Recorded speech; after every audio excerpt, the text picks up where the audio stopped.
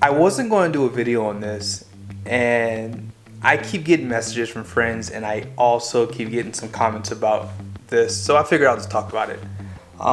Cummins has pretty much found themselves between a rock and a hard place, and I feel bad for them. Before I get started with that, I want to let you guys know I gotten not a strike, but they basically limited my income on the video I did with the power stroke that I had filmed. Engine had seized up, and I think I got over 100,000 views on that video.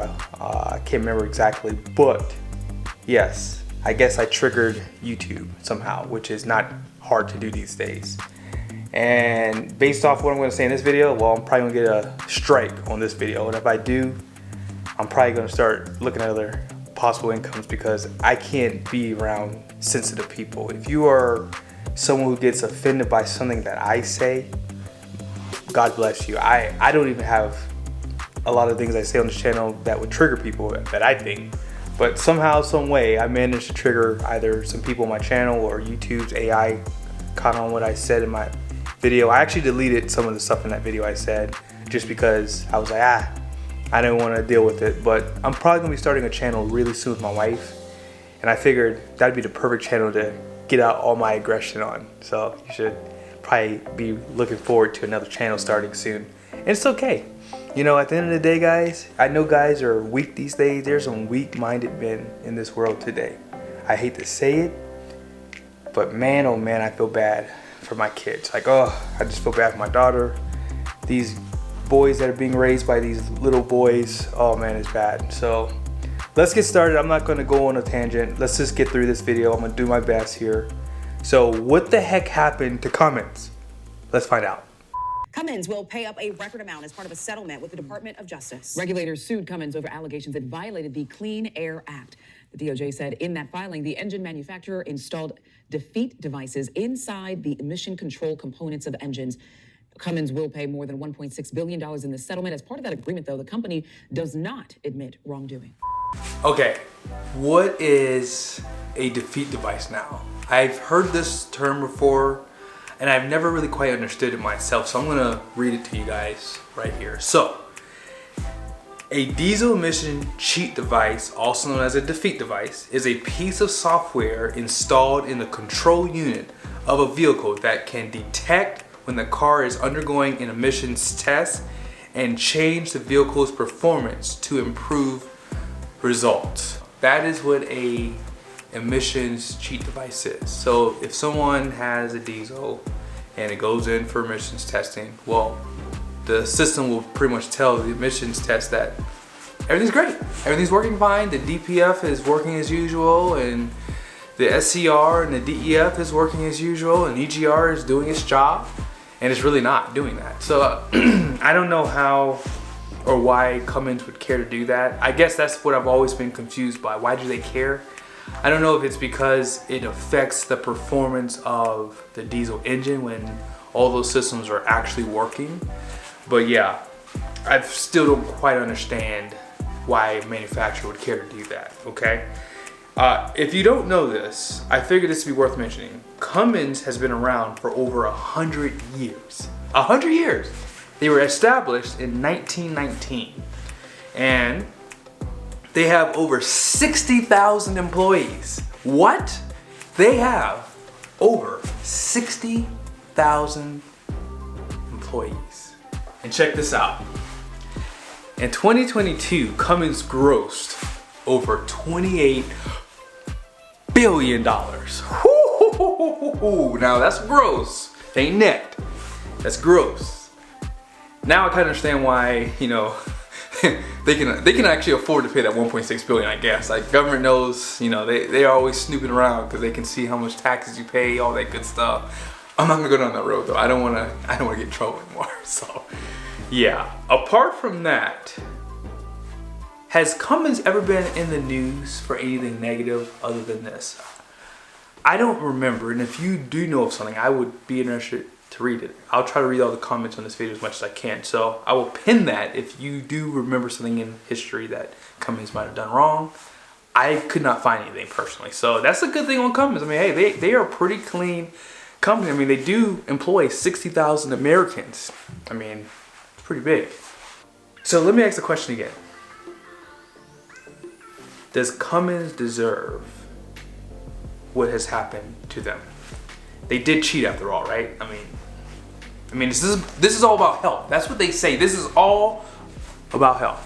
This is all about health, guys. Remember that. Okay? Since they brought it up, let me ask you a question.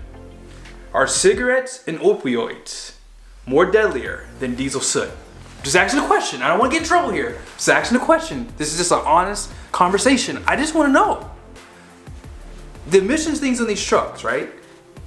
They don't want to pollute the air because it's all about health. Now I'm just asking the question one more time. Are cigarettes and opioids more deadlier than diesel soot? Just an honest question here. I'm not trying to be controversial. Just asking a question. Hold on. Did you guys know that the US military emits more carbon dioxide into the atmosphere than entire countries like Denmark or Portugal? I didn't know that. And why would military vehicles from America emit that kind of carbon dioxide? How's that possible? I mean, let's just have a conversation here. Just having a conversation. An honest, come to Jesus conversation. Listen, we all do bad in some case. Where no one's righteous, the Bible says, not even one. That's what the Bible says. So when I ask you guys a question, does Cummins deserve what's happened to them? An American company that employs 60,000 people. Do they deserve this to happen? By the way, Cummins didn't move any of their, manufacturing overseas too, from what I know. Maybe I could be wrong. I did not research that, but they're out of Indiana from what I know because I have family that lives there. I was just there actually less than a week ago. So yeah. What about the presidential state car? I mean, that car, Green New Deal here. Let's talk about it, guys. I'm just talking about the environment here. Does the president, if he wants us to believe in him and follow him, well, do as you say. Just say it. I know that this is probably a lot different from what you guys are expecting to hear about the Cummins thing. I'm just being completely honest. I'm an American, and I prefer these things not to be addressed in public, because at the end of the day, did Cummins do something wrong? Maybe they did. Maybe they knew what they were doing, although they allege they did not do anything wrong. And I believe them. I think that when you look at their track record, when you look at them as a company, like, they have sustained, a long time. And they are the maker of some of the most important engines in our vehicles today. Like, your food that you eat, the fuel that's delivered, most of those trucks were using Cummins diesels. So I would tread really lightly with companies that pretty much dominate in the market that provides our food. And when you think about it, 960,000 Ram trucks were affected by this. That could be a good thing for you as a Ram owner, or it could be a bad thing. Now, obviously, I don't know how the diesel defeat devices work, because I had a 2019 Ram which would have been affected by that system, and my truck still drunk DEF, pretty regularly, like it would. And my truck did go into regen a couple times that I had. Not a lot, because I towed a lot with that truck, but it did have some regens when I was driving. So I don't really, again, understand this stuff. I'm not going to pretend like I do. I just don't understand it. I don't know how these trucks were defeating the system when I know that they clearly worked on my truck. So how can you quantify how many people were affected by the soot that these trucks put out too? If the EPA could identify people who either got sick or potentially died from the diesel cheating devices, I kind of understand there being a settlement, but I don't remember there being any type of investigation on people potentially losing their lives or being harmed by these Cummins diesels. I mean, correct me if I'm wrong, I don't remember reading anything like that, but there's a settlement, but there's no case. So, like I told you guys, when I had my 2019, my truck smelled like a truck that had emission stuff on it. when you start the truck up, you can smell something that smelled like water. You know, water doesn't necessarily have a smell. Well, water does have a smell, but it smelled like fresh water. That's what diesel, after treatment, all that stuff, that's what comes out of the tailpipes now. And like I said, when I would tow my trailers, I get about 1,000 miles, and unloaded I get about maybe 2,500, 3,000 miles. So I don't know. If I were to look at Cummins as a company and look at their track record, I would just say I trust them, and I don't think that they should have, this happen to them. So I'm pretty sure if they would ask the American people these questions, the American people would probably tell them that they didn't need $1.6 billion. I know I'd be a part of that, and I'd be doing videos like, do not vote against Cummins, because that's just how I am. But I hope this video was helpful. I know I somehow offend people, and I don't really care. If you get offended by what I say and you're angry about it, do not watch me. I promise you, I will say something that will offend you. I promise you.